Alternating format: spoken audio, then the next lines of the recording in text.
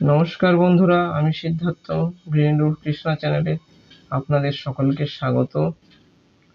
তো আমি দেখাতে চলেছি যে বনসাই বট হোক কি অশ্বত্থ হোক কিংবা যে কোনো গাছই হোক, বনসাই কিভাবে তৈরি করতে হয় সেটা অবশ্যই দেখে নিন একবার।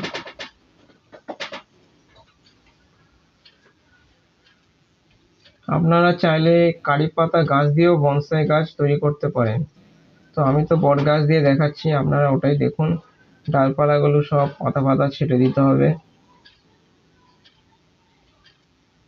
এবং যেভাবে দড়ি দিয়ে বেঁধেছি 3টে ডাল, সেভাবে বেঁধে রাখবেন।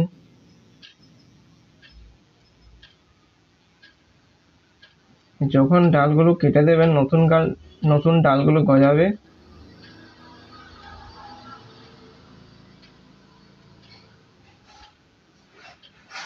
তো আমার কাটা প্রায় শেষ।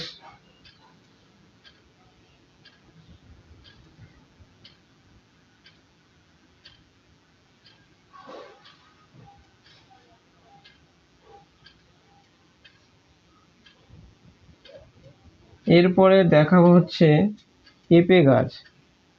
তো বয়স্ক পেঁপে গাছ যেগুলো লম্বা হয়ে যায় বা পোকা ধরে যায়, ওই অবস্থায় গাছটি বড় হয়ে অনেক সময় ঝড় বৃষ্টিতে ভেঙে যায়। তো একটা কাজ করবেন, কিছু পলি, একটা নর্মাল পলি আগে গাছটাকে কেটে নেবেন। চলুন আমি দেখাচ্ছি। বনসাইটা দেখানোর পর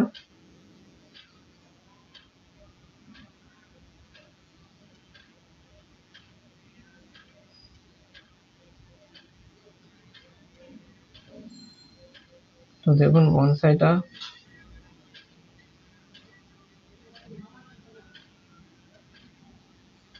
তো এই যে দেখুন, আমি এবার পেঁপে গাছটা কাটছি।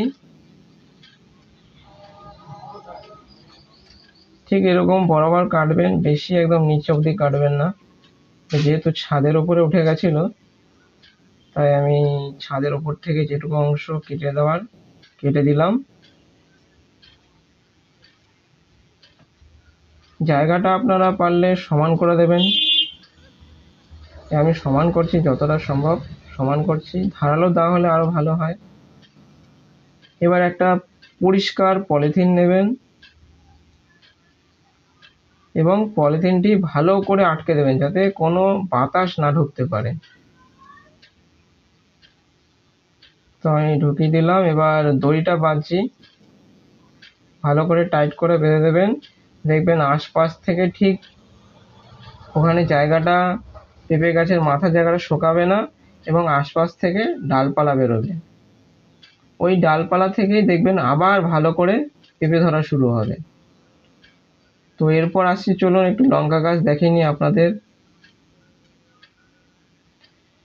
আপনাদের যদি ভিডিওটি ভালো লেগে থাকে, আপনারা চ্যানেলটি অবশ্যই সাবস্ক্রাইব করবেন এবং